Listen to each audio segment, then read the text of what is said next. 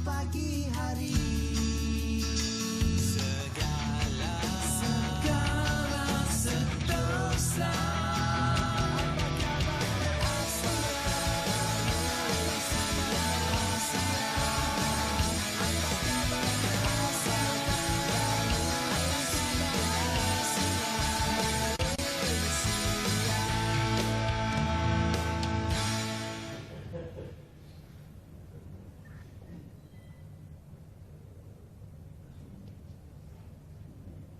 Hai, ceriakan pagi anda. Selamat pagi dengan apa khabar Malaysia pastinya hari ini. Saya Nurul Hidayah dan juga rakan penyampai. Saya Izzu Yusof dan terima kasih kepada anda memulakan hari dengan melihat siaran Apa Khabar Malaysia pagi ini. Seperti biasa kita akan bersiaran selama 1 jam dari jam 9 hingga ke 10 pagi. Nah, hari ini kita ada beberapa topik menarik untuk kita kongsikan. Tapi sebelum tu kita ada dua portal yang nak kita kongsikan. Yang pertama, pada semalam kalau tak silap saya telah berlangsungnya satu mesyuarat bersama dengan Majlis Penasihat Perpaduan Negara MPPN, di mana satu cadangan telah disebutkan iaitu mengenai pelaksanaan lafaz penuh ikrar rukun negara dalam mana-mana majlis rasmi kerajaan di sekolah dan juga di Institut Pengajian Tinggi IPT untuk sama-sama meningkatkan rasa perpaduan memandangkan kita sudah pun menghampiri bulan kemerdekaan pada bulan hadapan. Jadi ini merupakan salah satu inisiatif baik yang disampaikan dan perkara itu dicadangkan oleh Presiden MPPN yang juga Timbalan Perdana Menteri iaitu Datuk Seri Fadilah Yusof.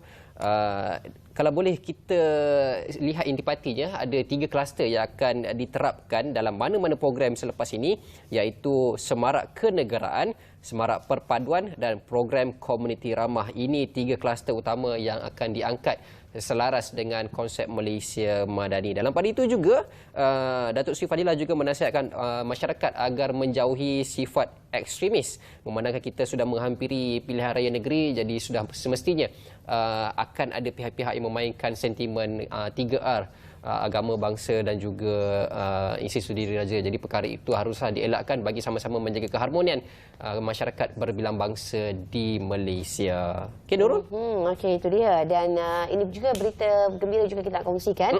Dan kalau pada minggu lepas ya, Perdana Menteri kita telah pun mengadakan pertemuan menerusi dalam talian maya bersama dengan Elon Musk, iaitu merupakan Ketua Pegawai Eksekutif dan juga pengasas Starlink dan juga SpaceX dan juga Tesla. Dan kali ini Tesla telah pun melancarkan SUV elektrik Model Y di Malaysia dan penghantarannya dijangka pada awal 2024 dan ianya bermula daripada harga RM199,000 hingga RM288,000 seunit yang akan mula diterima pada awal 2024, iaitu SUV elektrik terbarunya Model Y. Model Y ini disifatkan sebagai model Tesla yang ditawarkan pada harga yang berpatutan dan direka serta dibangunkan sebagai kenderaan SUV pertama untuk pasaran massa sekaligus melakarkan detik bermakna dalam misi syarikat itu untuk mempercepatkan peralihan dunia kepada tenaga lestari, iaitu memperkasakan komitmen pelepasan karbon sifar bersih pada seawal 2050, iaitu antara jangkaan yang disasarkan. Dan syarikat tersebut juga telah memulakan pengeluaran dalam volum ataupun jumlah kereta Tesla yang lebih rendah bagi membuktikan keselamatan dan juga kedaya majuan kenderaan elektrik itu berbanding kenderaan dipacu oleh enjin pembakaran secara dalaman. Dan untuk rekod juga ya, Tesla telah pun membuka kilangnya di serata pelosok dunia, antaranya termasuklah di Texas, Berlin, Shanghai, Fremont dan Mexico, dengan kapasiti pengeluaran tahunan melebihi 2 juta unit setahun bagi kenderaan Tesla. Dan ia merupakan penyedia rangkaian pengecasan pantas terbesar di dunia dengan kira-kira 5,000 stesen pengecas super, diikuti dengan termasuk dianggarkan 2,000 stesen di rantau Asia Pasifik. Itu dia antara kenderaan yang bakal memasuki pasaran Malaysia untuk memperkasakan lagi kemajuan ekonomi negara kita dengan mempelbagaikan lagi variasi kenderaan yang ada, dan diharap ianya sedikit sebanyak dapat memakmurkan lagi ekonomi kita khasnya. Dan sama-sama kita bergerak menuju ke arah Malaysia yang lebih bersih. Betul. Zero carbon orang kata tu. Sebenarnya banyak inisiatif yang diberikan. Banyak negara jealous dengan Malaysia sebab Tesla memilih untuk melabur di negara kita dan juga menjual dengan harga yang murah. Dalam masa sama juga, kalau tak silap saya, salah satu faktor yang menyebabkan harganya orang kata mampu milik adalah disebabkan pengurangan ataupun pengacauan teks untuk kenderaan EV yang bila jangka masanya tak pasti, tapi perkara itu telah diumumkan. Jadi ini merupakan salah satu inisiatif yang baiklah daripada kerajaan untuk meningkatkan kadar kenderaan elektrik di atas jalan raya. Dan sekaligus akan memberikan orang kata apa kebaikan kepada cuaca persekitaran kita. Dan kalau kita cakap mengenai kualiti udara yang lebih baik, kita pastinya berkait rapat dengan keadaan cuaca ya. Cuaca pun main peranan juga kerana ekosistem ni berpusing sebenarnya. Dan kita nak saksikan juga mengenai ramalan cuaca hari ini bagi melancarkan pergerakan hari anda. Kita saksikan dan selepas itu kita langsung ke bilik berita bersama dengan rakan penyampai Nurni Samsila Osman. Silakan.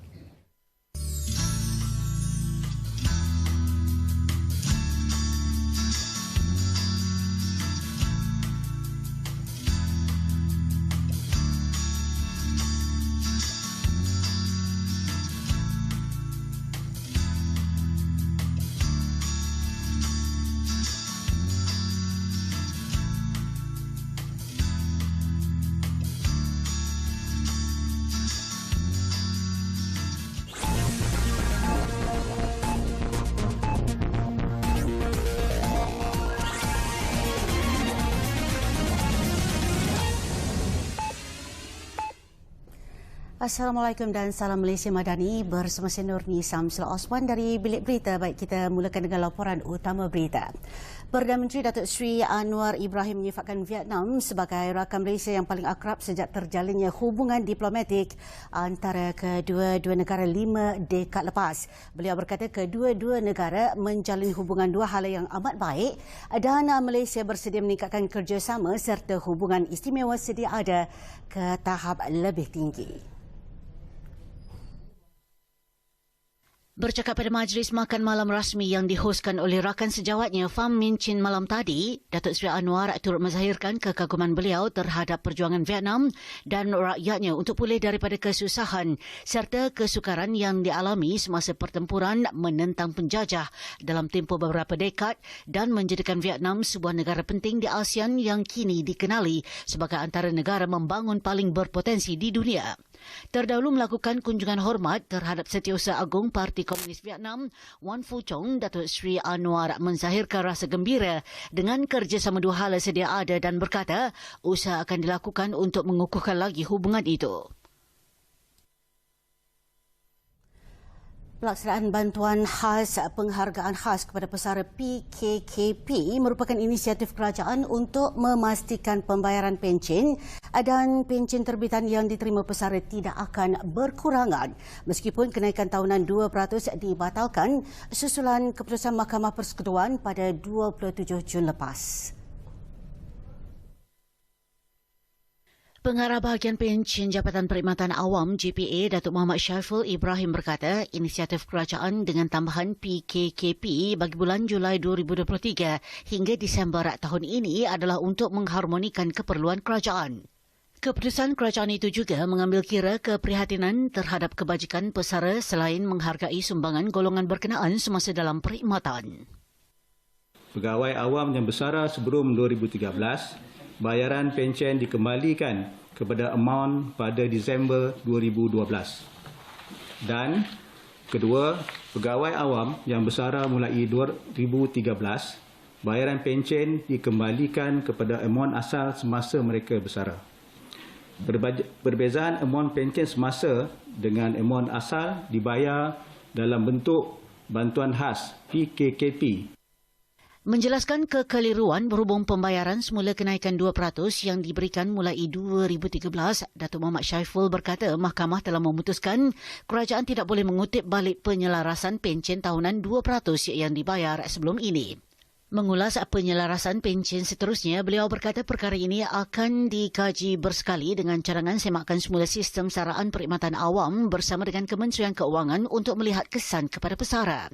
Pada 27 Jun lepas, Mahkamah Persekutuan mengekalkan keputusan Mahkamah Rayuan yang mengisytiharkan undang-undang pencen yang dipindah sebagai terbatal dan tidak sah selepas menolak rayuan kerajaan untuk membatalkan keputusan itu.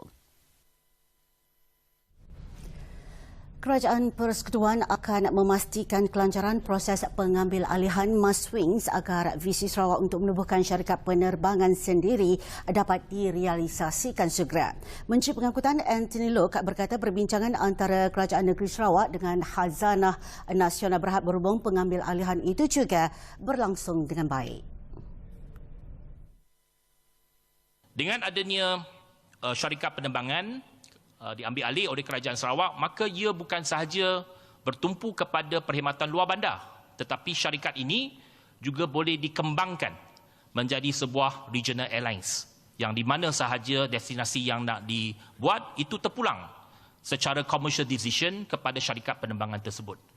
Beliau yakin syarikat penerbangan tersebut mampu berkembang maju kerana Sarawak mempunyai keuangan kukuh dan modal yang besar.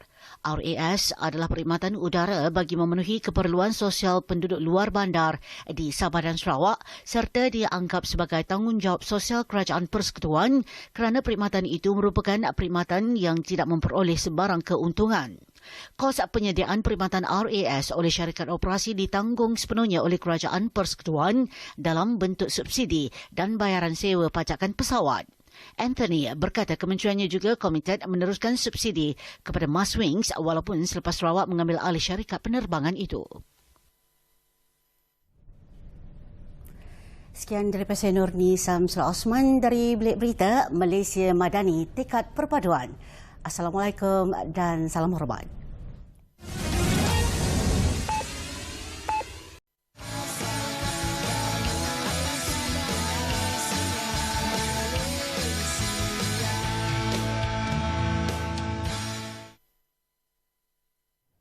Baik, bertemu kembali dalam Apa Khabar Malaysia. Hari tu kita dah dengar ada satu program di Pahang berkaitan dengan Birdscape kalau tak silap saya. Dan kali ini kita membawakan satu kelainan juga di negeri Pahang. Tapi kita back to nature. Tapi back to nature lebih kepada traditional way of Pahang. So hari ini kita ada dua orang tetamu di studio. Yang pertama pengurusi Perbadanan Muzium Negeri Pahang iaitu Datuk Seri Muhammad Syakar Samsudin. Apa khabar Datuk Seri? Alhamdulillah baik. Selamat datang ke studio. Apa khabar? Sihat. Alhamdulillah sihat. Alhamdulillah. Sihat eh? Okey, di sebelah hujungnya kita ada pengarah Perbadanan Muzium Negeri Pahang iaitu Datuk Ahmad Farid Abdul Jalal. Apa khabar Datuk Farid? Alhamdulillah sihat. Alhamdulillah Sihat, sihat. Hari ini nampak kacak bergaya dengan warna ungu dan juga lilac Ini labu. secara kebetulan. Kebetulan dirancang. Secara kebetulan. Memang tidak ada plan apa-apa, cuma saya beritahu pada Datuk Farid kita pakai baju Melayu dan Datuk Farid setuju dan kita pakai tenun Pahang. Because ini adalah signature kita. Okey. Dan juga signature ke bawah duli Yang Maha Mulia Permaisuri Agong sebab Permaisuri adalah merupakan kita punya patron untuk tenun Pahang. Itu dia keistimewaan tenun Pahang. Okey, dan Datuk Seri kita nak bercakap terlebih dahulu mengenai muzium dan juga galeri di Perbadanan Muzium Negeri Pahang. Dan mungkin Datuk boleh kongsikan lebih lanjut mengenai keistimewaan. Kita muzium kita telah mengorak langkah, so kita move on untuk kepada the next level. Kita menetapkan muzium kita sebagai the learning museum. Learning museum ni maksudnya muzium di mana kita boleh belajar dan kita mendalami. Kalau kita tengok perkataan muzium tersebut mula digunakan pada tahun 1660 oleh Webster. Dan perkataan mus tu sebenarnya daripada Latin atau perkataan daripada Greek, iaitu maknanya menguasai lagu, menguasai suara, menguasai sajak dan sebagainya. Tuhan Greek, Tuhan Dewi, Tuhan Dewi Greek. So museum tu maksudnya tempat kita menyimpan artifak dan juga khazanah-khazanah yang ianya mempunyai latar belakang yang tersendiri. Dan kita Pahang mengorak langkah dan kita telah pun menubuhkan satu pusat kajian iaitu Sultan Abdullah Research and Research Center History and Civilization. Selain pada muzium-muzium kita ada, dan kita ada di Pekan, kita ada Muzium Abu Bakar, Sultan Abu Bakar, kemudian kita ada masjid yang sebahagiannya kita jadikan muzium Sultan Abdullah. Kemudian kita ada muzium di Kuantan. Kita ada 1-2 muzium tak siap, dan kita ada 2 lagi yang dalam pembinaan. Kita nak buat di situ macam museum street ataupun museum row, di mana siapa yang pergi akan dapat melawat 4 muzium. Dan dari segi pelancongannya, makin lama orang tinggal di Pahang makin baik. Dan kita adalah merupakan negeri yang pertama iaitu kita telah membuka satu museum di mana Pahang in Nature ini akan kita buat, iaitu Museum Modern and Contemporary Art. Ini adalah merupakan kita kita mempamerkan lukisan-lukisan, artifak-artifak yang berbentuk moden. Modern art, lukisan, kemudian karya-karya yang sangat menarik. InsyaAllah. Sebab itulah kita sebut Pahang in Nature, kerana negeri Pahang ini penuh dengan alam sekitar, tumbuh-tumbuhan, dan dalam masa yang samanya Bahduli pemangku raja, dia amat mengambil beratlah tentang alam sekitar ni. Jadi segala lukisan, bentuk yang akan dipamerkan itu ianya berkaitan dengan alam sekitar. Okey, sikit Datuk Syakar. Tadi Datuk Syakar kata konsepnya adalah modern and contemporary. Tapi adakah tradisionalnya itu akan diangkat juga, diletakkan di galeri museum nanti? Semua sekali. Modern and contemporary dari segi persembahan. Dari segi persembahan kita. Sudah tentulah setiap artifak, setiap lukisan, setiap apa yang kita pamerkan, dia mempunyai sejarah tersendiri. Yang itu yang kita akan letakkan di bawah Al-Azhar tadi untuk kita buat research dan juga study tentang perkara tersebut. Sebagai contoh, saya ambil batu nisan. Sebagai contoh, batu nisan yang ditanam di Pahang tu, kita dapati apabila kita buat research, batu nisan tersebut sama tahun, sama waktu, ianya terdapat di Aceh. Jadi sudah tentu ada persamaan, ada perkara yang menyebabkan hubungan tersebut. Jadi itu dah di antara research center history and civilization yang kita tubuhkan, dan kita dah mengeluarkan 4 jilid. Tetapi buku-buku ni dia agak high impact sikit dan dia sedikit intelektual lah.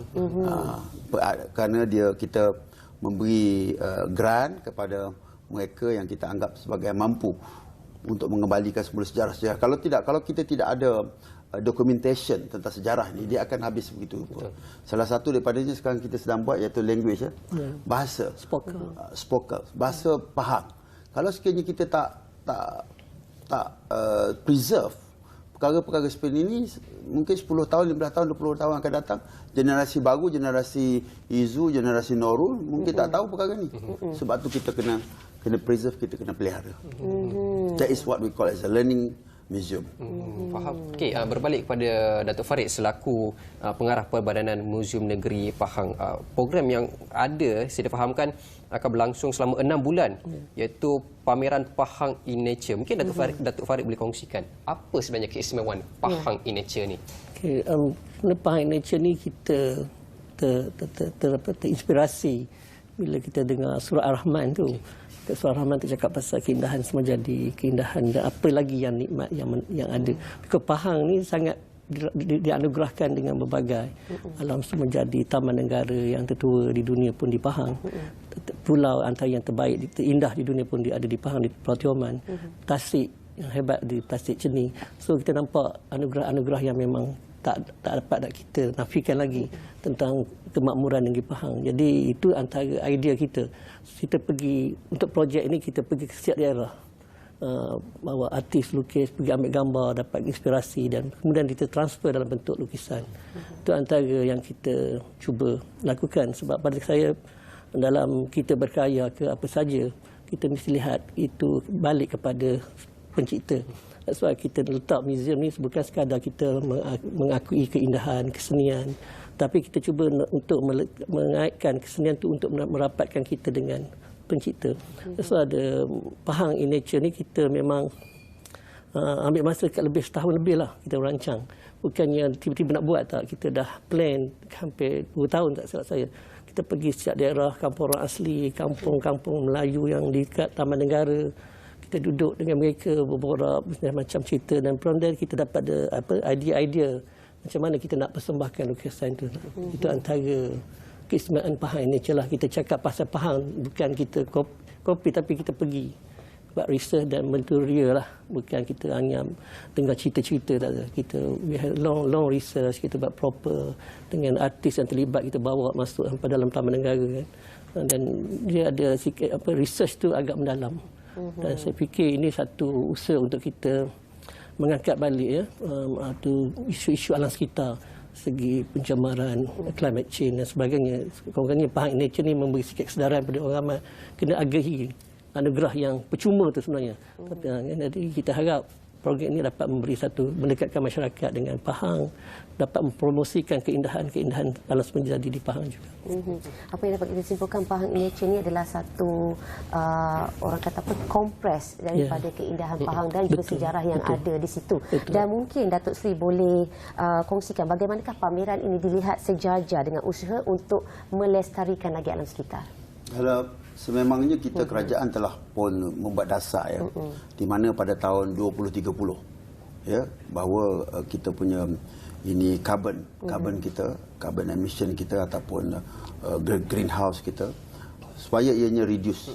Kerana kalau tidak, sekiranya ia tidak dapat kita kurangkan, maka temperature ni suhu ni akan naik 2 degrees, 2 darjah. Apabila dia naik 2 darjah, dia akan menyebabkan berlaku satu perubahan iklim yang sangat besar. Terutama sekali di kawasan-kawasan di Kutub Utara, Kutub Selatan, di mana kita ada glasier, ais dan sebagainya. Maka 2 darjah ini menyebabkan air batu ataupun ais tersebut akan cair. Dan ia akan menyebabkan apa? Ia akan menyebabkan naik aras laut dan banyak tempat-tempat yang akan tenggelam. Kalau kita tengok ya, ramai yang membuat prediction bahawa banyak tempat-tempat akan tenggelam dalam tahun 2030, 2050. Ini sebabnya kerana karbon terlalu tinggi menyebabkan suhu naik. Jadi dengan kita melaksanakan pameran ini ataupun exhibition ini, maka kita akan memberikan kesedaran kepada rakyat mereka yang datang melawat di sana dan memaklumkan kepada mereka bahawa bahayanya jika kita tidak menjaga. Jadi ini adalah usaha seluruh dunia, bukannya usaha Pahang saja, bukannya usaha Malaysia saja. Seluruh dunia mesti mempunyai kesedaran ini. Kalau tidak, sebahagian daripada tanah-tanah yang rendah itu akan tenggelam apabila suhu naik. Jadi sebab itulah ianya memang sejajar dengan dasar iaitu dasar ini alam sekitar yang dipersetujui ya, Kyoto Protocol yang disetujui oleh kerajaan negeri ataupun Brazil ataupun Rio Protocol yang dipersetujui oleh kerajaan Malaysia. Jadi kita menyahut. Maknanya nak menjaga alam sekitar ni, dia bukan hanya sekadar kita buang sampah sebagainya, tetapi dalam seni pun ia boleh memberikan pengajaran kepada masyarakat tentang pentingnya alam sekitar. Jadi kerana kita kena ingat bahawa alam sekitar ni kita pinjam daripada generasi yang akan datang. Jadi bila kita pinjam, kita kena jaga. Sebab kalau kita pinjam barang orang, kita kena jaga nurun. Jangan kita pinjam barang kita pakai sampai kita suka-suka. Akhirnya bila kita hantar balik, benda tu dah lusuh. Sebagai kalau contohnya baju dan sebagainya. Jadi bila kita pinjam, kita kena jaga barang tersebut dengan baik. Itu juga alam sekitar. Kita dah dengar manfaat, tapi kita tak dengar lagi bila Pahang in Nature ni akan diadakan. Sebab tadi saya sebut tempoh 6 bulan. Tapi perinciannya kita nak tahu lagi daripada Datuk Farid, bila akan dilaksanakan? Kita secara perasmian akan dibuat pada pelancaran pada 4 bulan malam oleh Bahadur Yang Mahmuda Raja Penguasa Agong. 4 Ogos. 4 Ogos. Dan turut berangkat Mangku Raja Pahang. Dan kita akan mula buka pameran pada orang ramai pada 5 bulan, tempoh 6 bulan. Dan mereka boleh mula melawat 9 pagi hingga 5 petang. Museum tersebut berada di Kuantan, berhampir dengan Masjid Negeri. Kita panggil MOCA. MOCA ni Museum of Contemporary Art. Nanti ini museum yang macam Datuk Seri cakap tadi lah, museum yang pertama yang ada di Malaysia. Bentuk tu. Yang berkonsepkan seni. Contemporary ni mana kita jalin antara tradisi dan moden. Jadi yang tradisi macam itu cakap tadi, kita perlu kekalkan, dan moden tu dalam platform yang berbeza lah. Sebab kita perlu selari dengan arus semasa. Budak orang ini muda-muda suka benda untuk Instagram dan sebagainya. Jadi kita kena duduk. Museum tak boleh lari jauh daripada apa yang berlaku dalam apa yang berlaku di sekitar kita lah. Jadi untuk make it more relevant. Lepas kita macam tertinggal jauh ke belakang. Itu yang menariknya, dia mempunyai jalan cerita ya. Tak ada yang lama, tak adalah yang baru. Okey, dan Datuk Seri, kita nak tahu juga mengenai perancangan jangka panjang bagi pihak museum sendiri dalam meningkatkan usaha untuk memelihara alam sekitar sekaligus melestarikan warisan yang ada. Sikit Datuk, secara ringkas. Nak habis dah. Kita Museum Pahang akan terus konsisten dan seperti yang saya nyatakan tadi, konsep kita adalah learning museum dan kita nak memastikan bahawa promosi ini berterusan. Mungkin ini adalah karya orang yang pertama. Kemudian ada karya orang kedua, ketiga. Pasal setiap kali kita mengadakan pameran ini, dia adalah ia ada host dia. So pertama kedua, dan sudah tentu alam sekitar ini ianya akan menjadi agenda kita yang paling penting, dan kita nak pastikan bahawa green teknologi ni ataupun alam sekitar ini dapat kita jaga dengan, dan begitu juga dengan Negeri Pahang. Jadi museum ni sebahagian daripada ejen. Jadi Negeri Pahang sendiri ada juga kita nak pastikan ESG, SDG ESG, environment, governance and also social ini dapat kita laksanakan dengan baik di setiap agensi kerajaan, daerah. Malah kita telah pun melancarkan ini blueprint alam sekitar kita pada tahun lepas, iaitu nak memastikan setiap daerah, setiap pusat pentadbiran ini, dan begitu juga setiap kilang-kilang dan juga setiap perindustrian yang ada di Pahang ini akan mematuhi ESG ataupun SDG, iaitu Sustainable Development Goal yang telah ditetapkan oleh ini protokol ataupun yang disetujui oleh seluruh dunia. Jadi Negeri Pahang sudah tentu di bawah Kebawah-Duli Yang Maha Mulia Pemangku Raja Pahang dan Yang Amat Berhormat Menteri Besar memang sangat menekankan perkara ini, nak pastikan perkara ini dapat kita laksanakan dengan baik di setiap sudut spektrum kehidupan rakyat Pahang. Jadi sama-samalah kita sokong untuk kita hidup dalam keadaan lebih aman lagi, untuk menyokong untuk kita menjaga alam sekitar. Ya, insya-Allah semoga ini menjadikan satu role model kepada negeri-negeri lain untuk mencontohi program yang diadakan di negeri Pahang supaya sama-sama meningkatkan kelestarian alam sekitar. Jadi terima kasih kita ucapkan kepada Datuk Syakar dan juga Datuk Farid atas perkongsian Pahang in Nature. Baik, selepas ni kita nak bersama dengan satu lagi topik, ada artis kita bawa kepada anda, tapi kita berehat seketika, jangan ke mana-mana.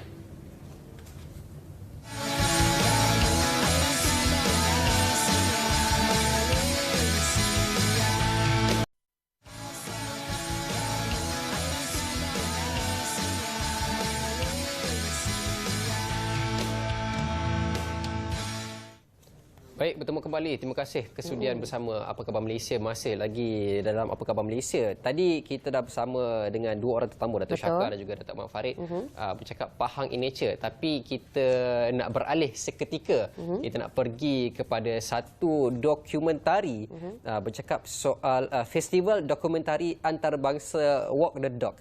Bersama dengan kita di studio hari ini, pengarah festivalnya berbaju biru, kebarung kalau tak silap saya. Ya, betul. Kebarung, iaitu Puan Nur Rashikin Zaharudin. Apa khabar Puan Nur Rashikin? Khabar baik. Terima kasih Zul. Hai Nurul. Hai, apa khabar ya? Nampak begitu klasik hari ini, penampilan yang begitu menarik dan menawan, dan kita nak berkongsikan mengenai Festival Dokumentari Antarabangsa Walk the Dog. Dan mungkin ya Puan boleh kongsikan bagaimana tercetusnya idea untuk menganjurkan festival dokumentari ini. Festival dokumentari pula tu. Tujuan.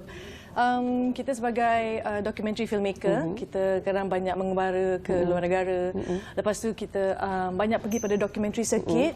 Dan bila kita melawat dan mengunjung negara-negara festival ini, kita ada mesti terdetik rasa kenapa kita tak ada satu di negara kita sendiri. Dan mainly is the learning experience that kita nak bawa balik. Because bila kita pergi ke festival antarabangsa, kita akan dapat mendengar, melihat, berjumpa dengan pakar-pakar industri, especially dalam content creating.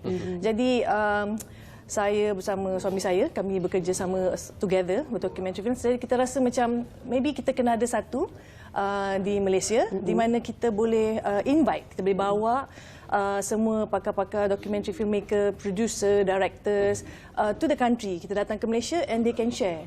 So bila kita dapat bawa ni, sebab kita dekat Malaysia ni seperti sebelum ni kan, The Pahang in Nature, saya suka dengar Datuk bercerita sebab there's so many stories. Pahang saja banyak cerita kan, dan kita perlu dokumentari kan, dan supaya orang boleh lihat tak jauh daripada event tersebut kan. Jadi dengan itulah kita rasa macam maybe let's start and do one. Kita buat satu. Jadi buatlah satu mana kita lakukan for the first time tahun lepas di Langkawi. Okay. Tahun lepas kita dah berlangsung Festival Dokumentari Antarabangsa di Langkawi.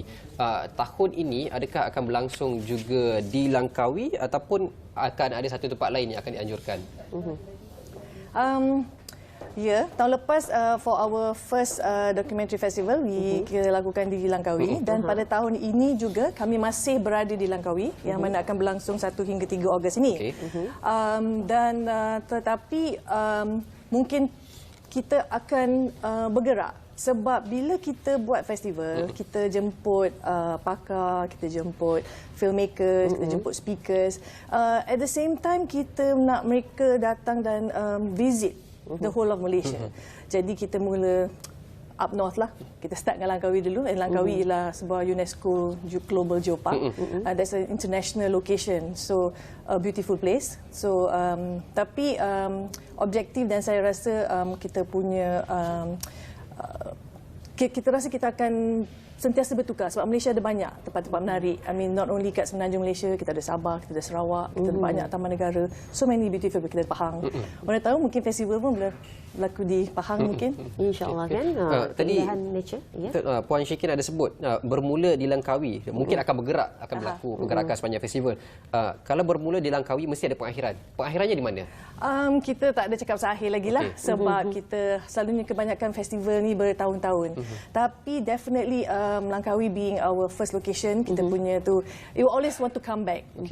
Jadi saya rasa tak ada akhir.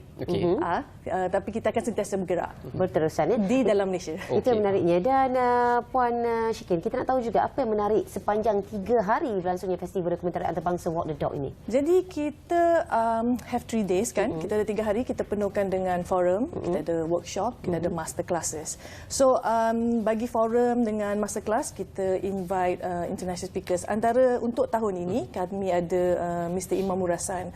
Imamur Rassan ni adalah seorang founder untuk Tokyo Dogs. Kalau pada mereka yang minat dokumentari, especially antarabangsa ni, mereka familiar dengan festival-festival. So kami ada Imamura. Dan kebanyakan selalunya bila kita buat dokumentari ni, kita nak tahu macam mana we want kita punya dokumentari filem ni picked up by international market.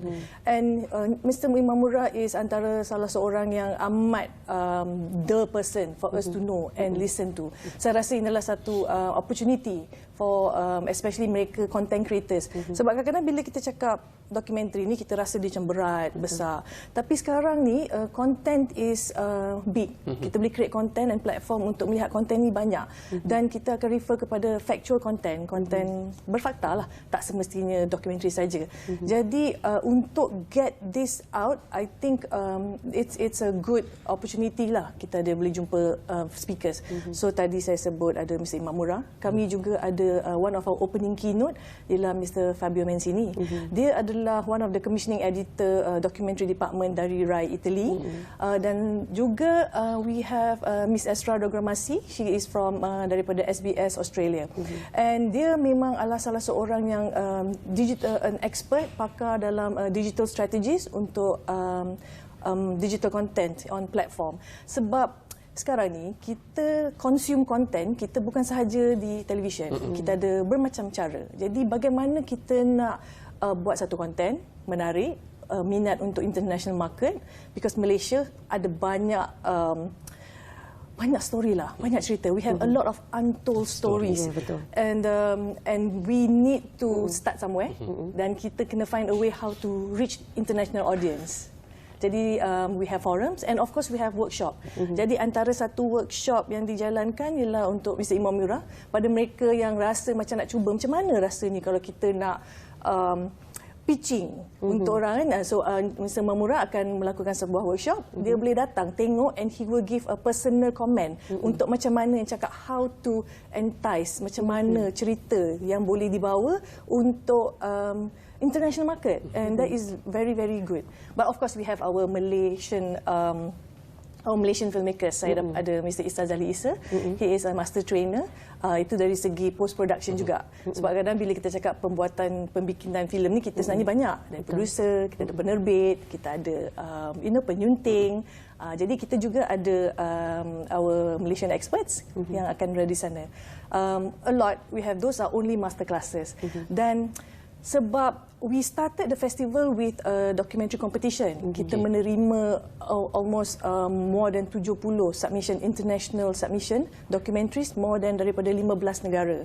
Dan kita akan award the winner, we have best feature documentary, dan kita ada best short documentary. Dan the winner kita akan celebrate di satu award night lah pada malam terakhir pada 3 Ogos tersebut lah. So we will celebrate these winners international documentary. So another opportunity untuk kita untuk melihat dokumentari antarabangsa di negara kita sendiri. Itu dia pengisian sepanjang 3 hari begitu padat sekali dan betul menarik sekali. Betul. Okey, Puan Syikin, secara ringkasnya sebab sedar tak sedar masa kita nak habis dah. Mungkin adakah program ini terbuka kepada orang ramai ataupun ada pembayaran untuk masuk sepanjang festival? Dia percuma. Okey. Pertama sekali dia percuma dan dia terbuka kepada semua. Kadang-kadang kita rasa bila kita cakap dokumentari festival antarabangsa ni macam ingat orang yang pembuat dokumentari. Tak, you have a lot of documentary lovers out there. Kita minat factual content again. So terbuka pada semua. All they have to do is just datang register. Kita boleh register ke walkthedog.com dan mereka boleh access to all the forums, ada access pada all the workshop dan juga kepada award night jugalah untuk celebration. Sebab we are still right now in the point where you can network and meet people dan berjumpa dan bertanya because the festival is very casual dan very I would say kita senang untuk berinteraksi. Jadi ialah untuk semua yang berhadir dan hanya perlu register saja. Itu yang menarik sekali. Dan kita nak tahu juga apa yang ingin dicapai dari penganjuran filem ini, Puan, sebenarnya. Seperti saya tadi cakap, kita ada banyak content creators. Sekarang ni untuk membuat konten, kita boleh buat konten dengan phone saja pun kita boleh buat. Saya kalau boleh nak a lot of content creators, factual content creators, tahu yang this is a very big actually opportunity, a very big niche untuk mereka yang rasa mungkin keluar untuk create more content. Kadang-kadang kita duduk di kampung kita rasa macam macam mana nak buat cerita, tapi padahal depan rumah ada makcik buat sata. And kita boleh buat cerita tentang pembingkinan, cerita tentang kita punya stories, mungkin belakang ada macam-macam sangatlah cerita. So I hope that with this kita akan dapat encourage, kita dapat siapa yang terasa nak buat documentary, micro documentary, factual content, so that a lot of stories of Malaysia can be dikorek, dicari dan didokumentasikan, and we share it with the world. So I really that is our main objective lah. Itu dia. Itulah sebenarnya banyak sekeliling kita yang tanpa kita sangka tiba-tiba makcik buat sata kan. Saya pun tak terfikir sebenarnya. Okey, itu yang masa yang kita ada bersama dengan Puan Syikin Zahrudin, merupakan pengarah festival untuk Festival Dokumentari Antarabangsa Walk the Dog. Terima kasih atas perkongsian yang begitu menarik sekali dan kita akan berhenti rehat seketika dan kembali selepas ini. Teruskan setia bersama kami, jangan ke mana-mana.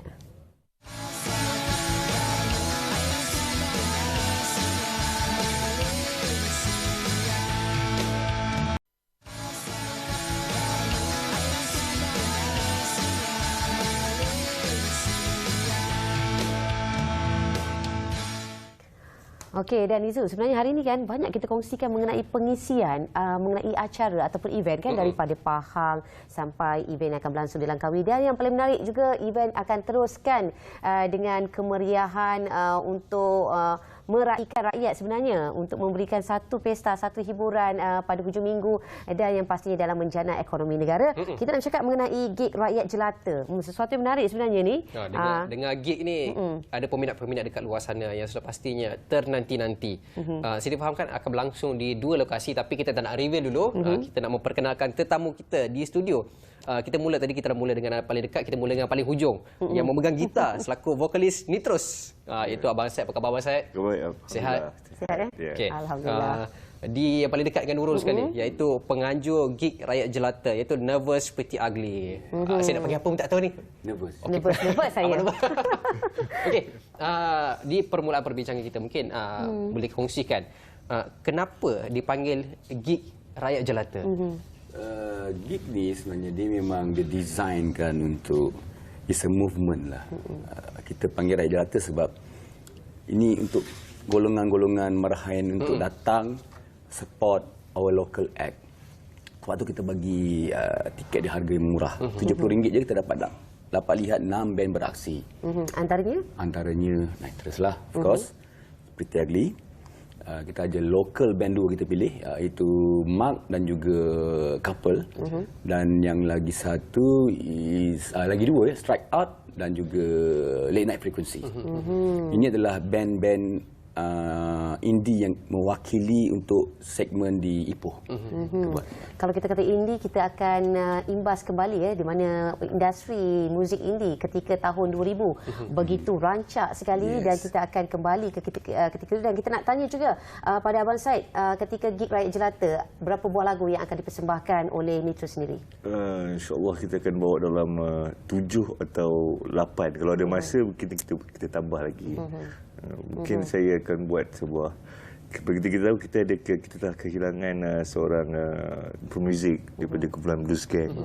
Jadi saya mungkin akan buat sedikit lagu daripada kumpulan, sebutlah kumpulan legenda kita kan, kumpulan Blues Gang, untuk menghormati arwah Abang Karim kita yang boleh melepas negara kita, insyaAllah.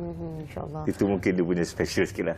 Okey, dan bagi Nervous Play, indie ni sememangnya mempunyai peminatnya tersendiri. Dia ada juga yang underground dan juga mainstream.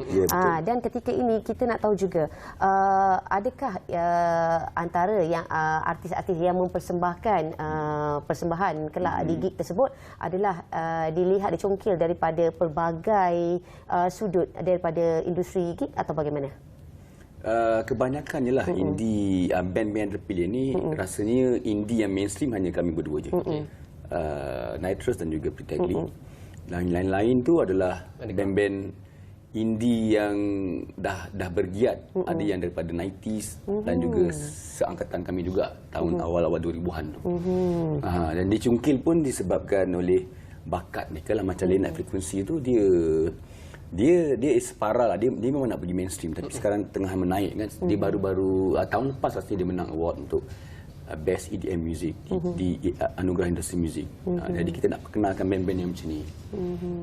Dan itulah kita punya konsep kita lah, untuk keluarkan band-band yang tak di orang nampak sangat ni, supaya dia dikenali ramai. Di samping itu juga kita dalam bulan-bulan nak ke Merdeka ni kan, so kita ada konsep kita di mana di setiap band akan digalakkan untuk mainkan lagu yang kenegaraan, patriotiknya tu kena dengan konsep kita, nama gig Rakyat Jelata lah. Rakyat kena unite. Kalau tengok poster akan berlangsung di dua lokasi, satu di Ipoh, satu lagi di JB. Berjalan serentak ataupun hari berasingan? Hari berasingan. Okey. Dalam masa terdekat ni mana yang mudah? 22 Julai ni besok lah. Kita akan ada dekat Ipoh, di Insider Satellite, dan juga satu lagi di JB pada 26 Ogos di City Plaza Rooftop. Okey, minggu depan tu. Ya, minggu depan. 26 bulan depan, minggu depan, 26 Ogos. Kenapa memilih untuk dipersembahkan di luar daripada Kuala Lumpur? Saya tengok kebelakangan ni banyak event yang berlangsung di luar Kuala Lumpur ketika ini. Ya, betul. Dia sebenarnya kalau seperti yang okeylah, saya gig ni adalah difund oleh My Creative Venture under Kementerian Komunikasi. Jadi dua lokasi ini kami pilih sebab kami tidak dibenarkan untuk buat di dalam Klang Valley. Sebab itu adalah dia punya standard yang kita kena akur untuk mendapatkan dana ni. Kita kena buat luar daripada Klang Valley. Sebenarnya ada 4 lokasi yang kita pilih. Tapi disebabkan dana tu tidak berapa besar, jadi kita hanya buat 2 je. InsyaAllah nanti kan next akan kita kembangkan lagi. InsyaAllah. Harap-harapnya kali ini menjadi dan akan jadi satu pencetus kepada tahun-tahun akan mendatang. Ya, insyaAllah. Orang kata apa? Pilot project. Pilot project, betul. Abang Said, membenarkan abang lama sangat diam. Kumpulan Nitros pun boleh dikatakan agak lama juga menyepi dalam industri indie ni. Tapi buat semula comeback dalam gig Rakyat Jelata ni. So, ke mana menghilangnya dan kenapa memilih untuk kembali semula dalam gig Rakyat Jelata? Okey, sebenarnya secara jujurnya tak ada apa yang menghilang pun sebenarnya. Ni dalam masa 10 tahun ni yang kita tak aktif lah kira. Masa tu berlalu rasa macam sebab kebetulan masing-masing semua baru dapat anak, ada yang ni, so sedar tak sedar 10 tahun. Itu sebenarnya tak ada alasan apa. Saya masih lagi buat lagu, tapi cuma nak kumpulkan orang, ni masih busy lah sebenarnya cerita. So apa ni, ada komitmen lain lah sementara tu kan. Dalam tempoh 10 tahun tidak aktif di industri seni tanah air Tidak secara ni. aktif di recording. Maksudnya mengeluarkan material baru. Tapi masih lagi aktif melakukan persembahan. Macam saya musician, so saya tetap buat kerja muzik lah. Itu dia. Dan apabila perasaan untuk melakukan persembahan pentas, apa persediaan daripada Nitrous ketika ini? Berapa di tahap persediaan tu berapa peratus? Dah siap sepenuhnya ke ataupun ada lagi berapa peratus yang perlu ditambah baik? Bagaimana? Okey, dia kalau cerita persiapan ni tak pernah yang dapat 100%. Dia takkan dapat. So apa ni, tapi apa yang kita dah buat latihan, praktis, dan saya rasa insya-Allah kita akan bagi yang terbaik lah. Dan saya rasa ramai ni di kalangan kami pun ramai dah matang. Sebab semuanya memang full time musician, 4 orang kami. So cuma dalam 10 tahun tu masing-masing ada membawa hari diri. Saya pun ada bermain di luar KL, ada yang pergi ke Pahang, ada yang pergi ke Cerating. So tak dapat bersatu. Sekarang semua berada di KL balik. So insya-Allah kali ini saya rasa tak sabar kita nak nantikan ni. Okey, dan sebentar lagi Abang Syed akan melakukan persembahan. Tapi sebelum tu kita nak juga nervous belanjalah sikit suara tu kepada penonton. Dah lama tak dengar suara kan. Warm up. Sikit warm up sikit je. Batuk kan. Besar besok insya-Allah. Okey. Batuk. Kalau bolehlah 1 bat 2 bat tu boleh. Bolehlah sikit je. Dari semalam ku tunggu fikir kau pulang ke pangkuanku. Ku dengarkan lagu cinta, pilihan terbaik kita. Ku mainkan CD berulang, lupakan segala ucapan perpisahan yang kau pinta. Okey, sampai situ je. Itu dia, baru sikit. Itu suara serak-serak. Kena pergi turun kat itu. Betul. Okey, secara ringkas daripada Abang Nervous sendiri, sampai saya pula tak ada suara. Daripada Abang Nervous sendiri, secara ringkasnya. Harapan untuk gig Rakyat Jelata nanti akan berlangsung selama 22 hari, esok dan juga 26 Ogos nanti. Ya. Harapan kami ialah kepada orang Ipoh kan. Situ Okey, Ipoh. Apa lagi? Ini yang korang tunggu kan. Pretty Ugly, Nitrous, ada Mark, ada Strike Out, ada Couple, ada juga Late Night Frequency. Kita akan bergabung tenaga 6 band ni. Harga murah tapi sekarang ada promosi RM40 sebab kita dapat sponsor yang baru daripada Versasika merchandise dan insya-Allah tiket RM40 tu hanya terhad untuk 1 orang. Jadi kepada siapa yang nak cepat, grab cepat. Memang dibuka untuk 1 orang je, lepas kita tutup balik kan.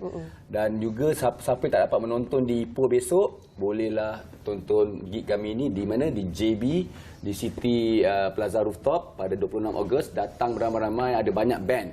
Plague of Happiness, dia ada Zipzilla, dia ada Pretty Ugly juga ada, of course. Lepas tu dia ada Terang Bulan, Terang Bulan, lepas tu dia ada Sabda Alam.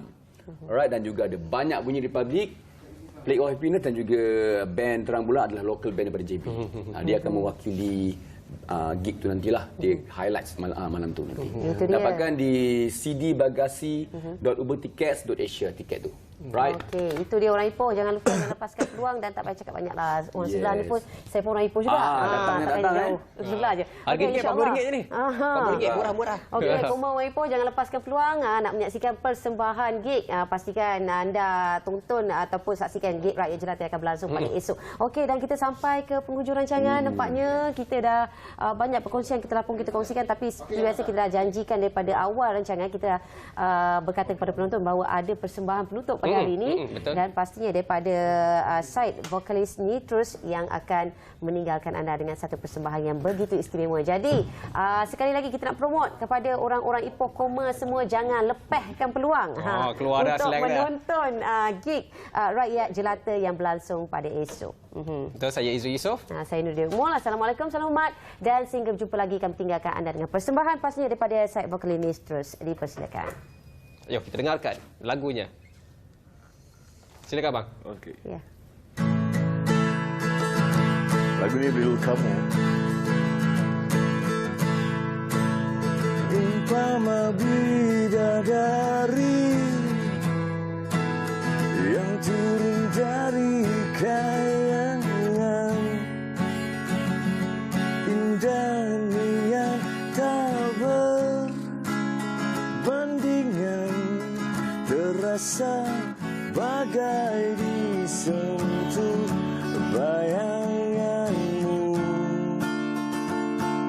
Sesungguhnya kamu terang bagaikan cahaya yang menyinari hidupku dikala ku kelam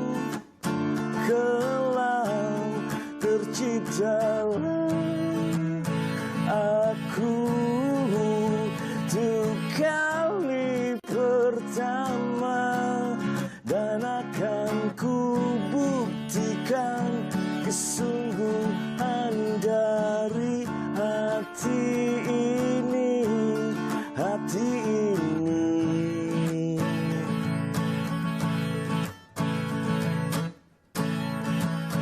Umpama bidadari, kau selalu menyenangkan aku. Biar kadang ku terkeliru, izinkan aku menyentuh bayanganmu. Sesungguhnya kamu terang bagaikan cahaya yang menyinari hidupku dikala ku kelam terciptalah